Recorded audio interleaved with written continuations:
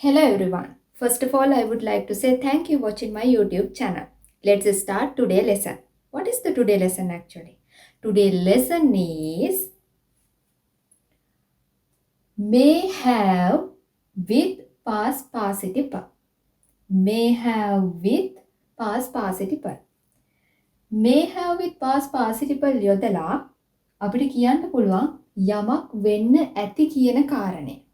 යමක් වෙන්න ඇති. ඒ කියන්නේ අපිට අතීතේ මොකක් හරි වෙන්න ඇති කියලා කියන්න අපි යොදනවා may have with past participle එක. එහෙම කරලා අපිට පුළුවන් ලස්සන වාක්‍ය ටිකක් නිර්මාණය කරන්න. කොහොමද එහෙම කරන්නේ? අපි බලමු. She may have missed the bus. She may have missed the bus. ඇයට බස් රථය මගහැරෙන්න ඇති. එහෙම නැත්නම් අපිට කියන්න පුළුවන් she may have missed the train. ඇයට දුම්රිය මගහැරෙන්න ඇති. එතකොට අපි යමක් වෙන්න ඇති කියලා කියන අපි භාවිත කරලා තියෙනවා may have with missed the bus. missed කියලා කියන්නේ past participle එක. miss the bus. අපි missed කියන එකට ed එකතු කරගන්නවා. එතකොට අපි ඒක past participle එක වෙනවා. එතකොට අපි කියනවා she may have missed the bus. ඇයට බස් රථය මගහැරෙන්න ඇති. ඇය පරක් වෙලා වගේ යාළුවා පරක් වෙලා දුවගෙන යන්න ඇති. දුවගෙන යනකොට බස් එක මගහැරෙන්න ඇති. ඔයා එහෙම ඉමේජින් කරනවා. ඔයා හිතනවා. හරිද?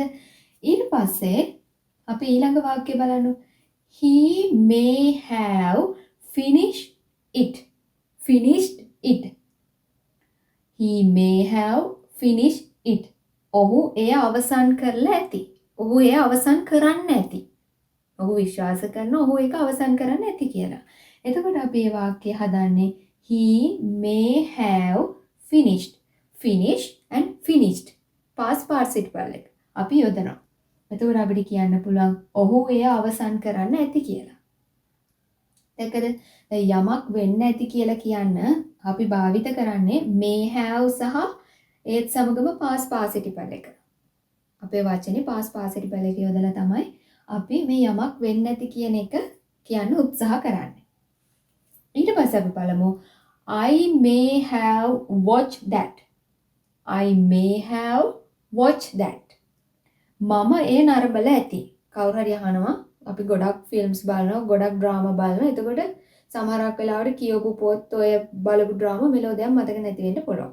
ඒ වගේ අවස්ථාවක කවුරු හරි අහනවා ඔයා මේක මීට කලින් බලලා තියෙනවද කියලා. එතකොට මගේ ඔළුවේ තියෙනවා කවදා හරි මම මේක බලලා තියෙනවත් වගේ සමහරක් විට ඒක ට්‍රේලර් එකක් වෙන්නත් පුළුවන්. එතකොට මම කියනවා I may have watched that. I may have watched that. අපි watch කියන එකට අපි ed එකතු කරගන්නවා past participle එක විදිහට. එතකොට අපි කියනවා I may have watched that. I may have watched that. Right? ඔයාලට පුළුවන් ඕගොල්ලන්ගේ වාක්‍ය ඛණ්ඩ මේ විදිහට නිර්මාණය කරගන්න. හරි? ඊළඟ එක බලමු. They may have completed. They may have completed. මම විශ්වාස කරනවා ඔවුන් අවසන් කරලා ඇති කියලා. ඔවුන් අවසන් කරලා ඇති. ඒක කියන්නේ කොහොමද?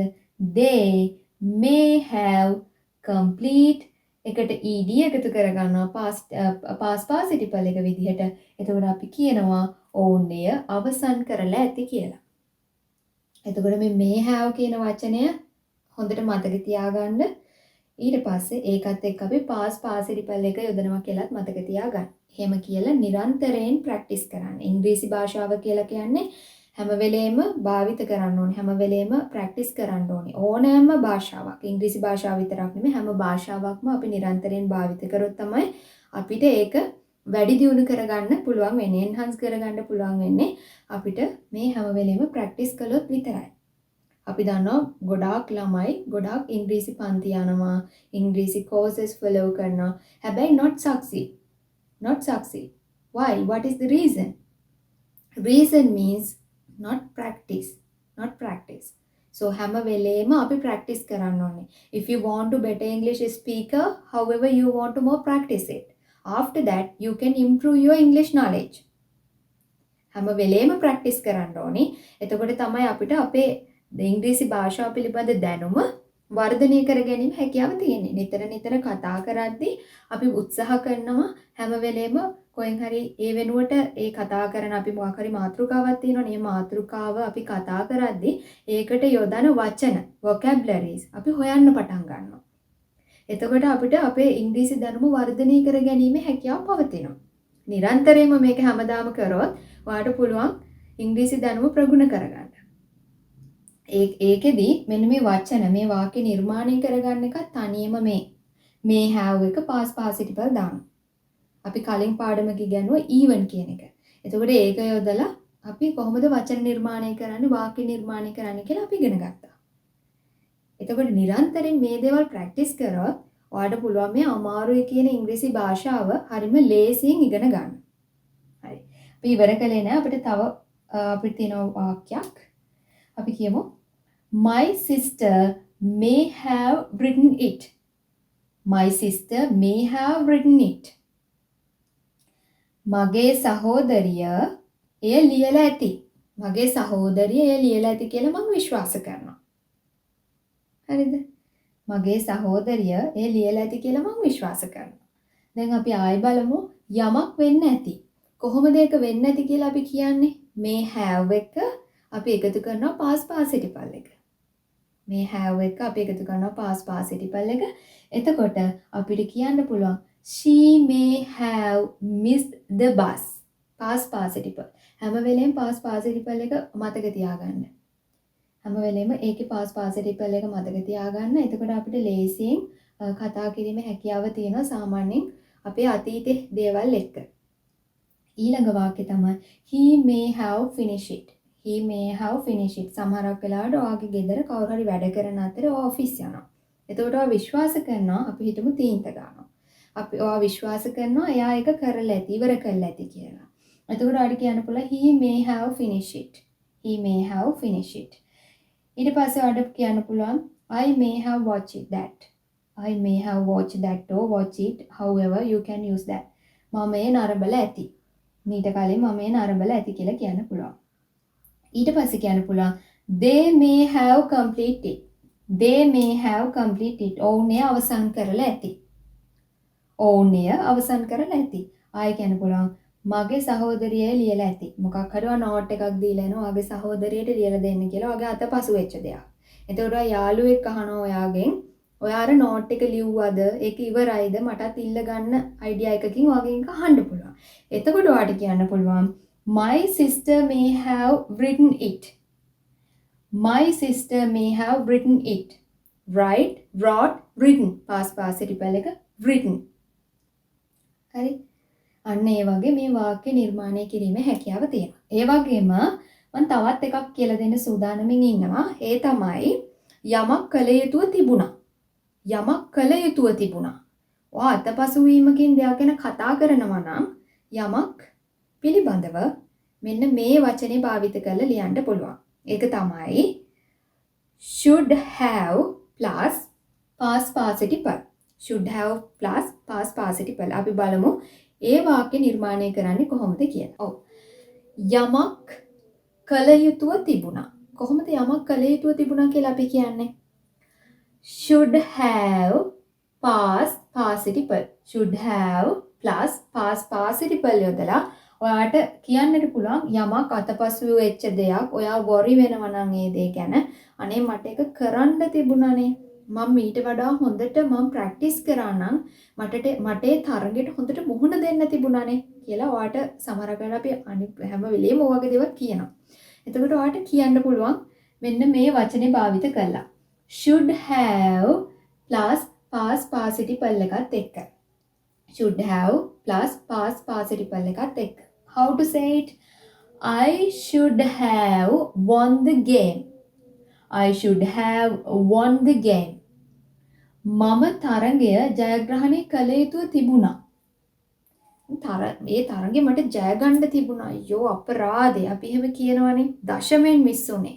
මට මේ තරගය දිනා ගන්න තිබ්බා. මම හොඳට ප්‍රැක්ටිස් කළේ නෑ. මම මේ ගැන උනන්දු උනේ නෑ. එක්සෑම් එකකදී ඔයාලට එහෙම කියන්න පුළුවන්. ආපු ප්‍රශ්න හරිම ලේසි. ඒවා මගේ පාඩම් පොත්වල තිබුණා. මම ඒවා පාඩම් කරේ නැහැ. අයියෝ අපරාධේ. එතකොට හරි කියන්න පුළුවන් I should have won the game. Right? එතකොට කියන්න පුළුවන් I should have won the game. එතකොට මේ should have එකතු වෙලා past participle එක won win එකේ past participle එක තමයි won. ජයග්‍රහණය කළ යුතුව තිබුණා. හරිද? ඊට පස්සේ අපි දෙවෙනි එක second one බලමු. I should have gone early.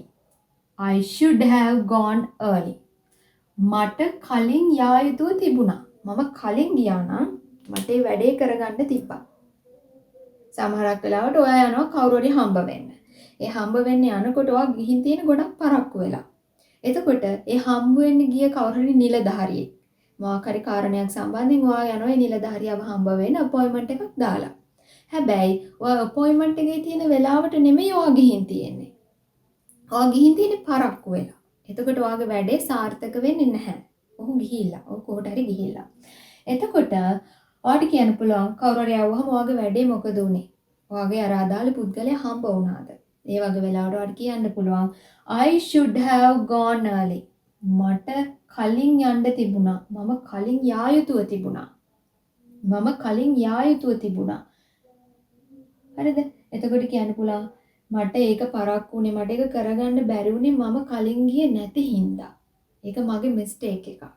ඒ වගේ දෙයකදී අපිට පුළුවන් මේ should have එක past participle එක යොදන්න. should have එක past participle එක යොදන්න. ඊළඟ එක තමයි she should have finished well. She should have finished well. ඇය හොඳින් අවසන් කළ යුතුව තිබුණා. ඇය ඒක හොඳින් අවසන් කළ යුතුව තිබුණා. හැබැයි ඇය ඒක අවසන් කළා නෑ. ඒකනේ අපි එහෙම කියන්නේ. ඒ අතින් මොකක් හරි මිස්ටේක් එකක් වෙලා. අපි හිතමු දක්ෂ තරගකාරියක් ඉන්නවා. අපි බලාපොරොත්තුෙන් ඉන්නවා ඇය දිනයි කියලා. හැබැයි මොකක් හරි අතපසුවීමක් හේතුවෙන් ඇයට එය දිනන්න බැරි වෙනවා. එතකොට අපිට පුළුවන් කියන්න she should have finished well. ඇයට එය හොඳින් අවසන් කළ යුතුව තිබුණා. නේද? දශමෙන් මිස් වෙන්නේ නැති. අන්න ඒ වගේ කාරණාවලදී should have gone early, should have finished and මෙන්න මේ වචන past participle එකත් එක්ක යොදලා ඔයාලට පුළුවන් ලස්සනට වාක්‍යයක් නිර්මාණය කරන්න. ඊළඟ එක අපි බලමු. We should have swim well. We should have swim well. අපි හිතමු අවුරුද්දට පිහිනුම් තරගයක් තියෙනවා. ගම්වල තියෙන පිහිනුම් තරග. අපි ඒවා ටීවී එකේ දැකලා තියෙනවා. පිහිනුම් තරග තියෙනවා. එතකොට ඒ වගේ වෙලාවකටද එක එක කණ්ඩායම් නිර්මාණය කරගෙන තරගෙට පිහිනනවා. හරිද? අවුරුදු උත්සවවලදී ඒ වගේ ඒවා තියෙනවා ගම්වල. එතකොට අපි කියනවා we should have swim well. We should have swim well. අපි හොඳින් පිහිනිය යුතුව තිබුණා. අපිට කලින් ප්‍රැක්ටිස් කරලා අපිට හොඳට පිහිනන්න පුළුවන්කම තිබ්බා. හැබැයි අපි ඒක කළා නැහැ. ඒකින්ද තමයි කියන්නේ we should have swim well. We should have swim well. මම ප්ලස් දාලා තියෙන්නේ should have එකත් එක්ක past participle එක යෙදෙන හින්දා. හරිම ලේසියෙන් මතක තියාගන්න පුළුවන් ක්‍රම දෙකක් තමයි අද දවසේ මම කියලා දුන්නේ. may have එක past participle යොදනවා. ඒ වගේම should have එක past participle යොදලා කොහොමද වාක්‍ය නිර්මාණය කරන්න කියලා. අපි ඊළඟ එක බලමු. My brother should have completed. මම විශ්වාස කරනවා මගේ සහෝදරයා එය ඉවර කළා ඇති කියලා. එතකොට අපි කියනවා should have complete it. should have complete it. අපි ආපහු රිමයින්ඩ් කරමු. යමක් කළ යුතුව තිබුණා. කොහොමද අපි යමක් කළ යුතුව තිබුණා කියලා කියන්නේ? should have plus past participle. should have with past participle එක යොදලා ඔයාලට පුළුවන් අපිට ඒක යමක් කළ යුතුව තිබුණා. අපි worry වෙන අවස්ථාවකදී කතා කරන්න පුළුවන් මෙන්න මේ වාක්‍ය නිර්මාණය කළා. මේ ලියලා තියෙන ඒවාට අමතරව ඔයාලටම පුළුවන් ඔයාලගේම වාක්‍ය ඛණ්ඩ නිර්මාණය කරන්න. ඒ වගේ මතක තියාගන්න පුළුවන්. මේවා පොතක ලියා ගන්න. එතකොට ඔයාලට අමතක වෙන්නේ නැහැ. අමතක වුණත් නැවත මේවා භාවිත කරන්න පුළුවන්. හරි. ආයි අපි මේක මතක් කරමු. I should have won the game. I should have gone early. She should have finished well. We should have swim well. My brother should have completed. දැන් මේ වාක්‍ය මම දැන් වාක්‍ය ක්‍රම හදන විදි දෙකක් කියලා දුන්නානේ. එතකොට මේ දේවල් යොදලා මම බලාපොරොත්තු වෙනවා ඔබ සාර්ථක වෙයි කියලා. ඉතින් තවත් දවසක අපි බලමු තවත් ලස්සනට වාක්‍ය නිර්මාණය කරන විදිහක් පිළිබඳව අපි කතා කරමු. ඊට ඉස්සෙල්ලා මම කියන්න ඕනි subscribe කරලා නැත්නම් මගේ YouTube channel එක ඔයාලට පුළුවන් subscribe කරන්න. ඊට පස්සේ මගේ මේ පාඩම් මාලාවත් එක්ක ඔයාලට එකතු වෙන්න පුළුවන්. ඊට පස්සේ ඔයාලට පුළුවන් සාර්ථකව ඉංග්‍රීසි දැනුම ප්‍රගුණ කරගන්න මගෙත් එක්ක. ඉතින් අදට ගිහින් එන්නම්. ඔබට සුබ දවසක් කියලා ප්‍රාර්ථනා කරනවා.